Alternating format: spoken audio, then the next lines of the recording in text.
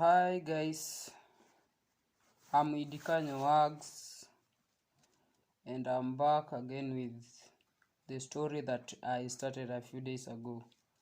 And for those who have subscribed to my channel, thank you so much. And those who are watching, thank you so much. And for those who haven't subscribed, please kindly subscribe to my YouTube channel. And before I continue for the story, I'm just giving you 3 seconds to subscribe to my YouTube channel, and I'm going to continue the story. After I was in the hospital for the admission, on the process I said I didn't have energy. I felt like everything is not working in my body, only hands that were supporting me, and I had to hold myself on a rail for some times before I start walking. And nothing I can say about that. It is thanks goes back to God, because he protected me until where I am. So I went for the admission. I finished everything. I was admitted in the hospital. I was given a bed around, it was around 8, and then that's when I started feeling the really life, because while walking I was bleeding, and the sanitary towels couldn't help me that time because it was too much blood. So the blood was flowing, and I had two things in my mind. Does this blood means the baby is coming out, or what does that mean? Because I haven't come across that condition. And I was in bed. I didn't sleep the whole night. I was just listening to the blood coming out. I don't have changing clothes that time, because I came from home. I didn't tell anyone that I'm sick, because I wasn't sick. I wasn't feeling pain. I was just curious about the blood that was coming out, and I didn't expect it. On the bed, I was really bleeding. And then the bedding was wet, until the one I was covered with was blood. I bled the whole night. And life became like I didn't know. So, first of all, I salute those people, because I cried the whole night while listening to the blood, because I expected to have the baby, but all of a sudden. And then in the morning, the doctor came. All the way, I'm bleeding that night, but I didn't see anybody coming or any nurse who walked around the hospital that time. And my point wasn't seeing the doctor. I was like, what does that mean? Bleeding like that, and then no one is there to ask questions. So I was just crying. I didn't talk the whole night until morning. It was around 3 a.m. This when I woke up that time, and I slept in a pool of blood that night. So I had to ask myself, it's now morning. Will I stay in this blood? And I don't have clothes for changing.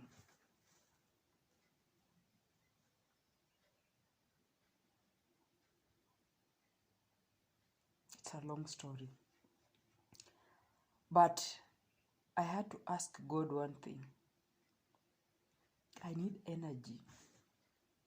I need some word that is going to encourage me so that I can see tomorrow, because I wasn't in a condition of talking to anybody, just me. And then I woke up that 3 a.m., went to the bathroom, removed all my clothes. I stayed like that naked, washed the clothes that I had, and then I went back to the bed, whereby I had a lasso, and that's the cloth that I was using. And that time I'm using the lasso as a cloth. Remember, I don't have a sanitary pad. The one I had already finished because I didn't carry a lot of it while going to the hospital. I had only carried one in case it fails and it is time for changing. All of a sudden things changed itself. So I'm using a lasso. I don't have Pantene. I don't have pads. Women, you can imagine that.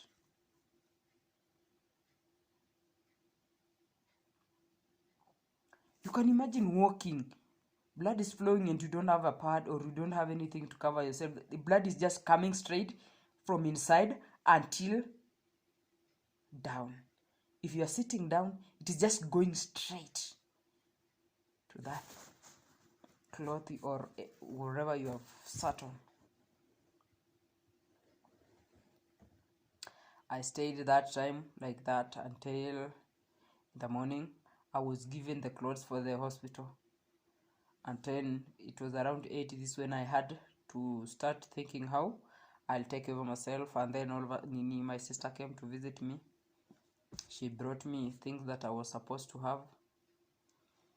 And I came home. The following, I slept there. I didn't want to sleep in the hospital again because I just said, I'm not sick. And already the baby has gone. Why am I here? And that's the question I was asking myself. I'm not here because I'm sick. I have lost the baby. Why am I here? So after that, while the doctor was walking around, and then they asked me why, if I'm still bleeding. And then I said yes. And then they had to give me a small piece of dawa. I don't know what that medicine was, because I started feeling afresh. Stomach is paining. I started to bleed again. So I had to spend another night in the hospital. That night, the following day in the morning, I was the first person asking the doctor, what time am I leaving this hospital, because I have already lost the baby. I have nothing to do in this hospital again. And then I was told, you'll have to wait for some time, and then we are going to release you. I was released around 4 p.m. and I went home. After some, at home, I wasn't sleeping. First of all, I was bleeding, but I didn't want to sleep normal. I was sleeping upside down because I thought the baby is still inside. So I didn't want to lose the baby, so I slept upside down. And then sleeping upside down for some times. After some days, I went back to the hospital for the scanning to see whether everything has came out. My friend, that's when I saw the real life. And that's when I realized it is true that I have lost my baby. The first scan, after they had to put the machine on my stomach, I didn't see anything in my stomach. I didn't see a baby in my stomach. And that's when I saw the really thing. And the really pain I had that time, I couldn't hold on. I started crying once more. This when I said, now it is real, the baby is normal. All women who have lost their baby, may God comfort you.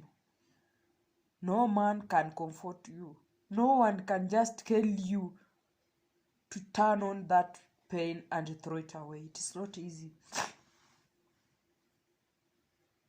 It has been now 1 month and some days, but it is going to 2 months.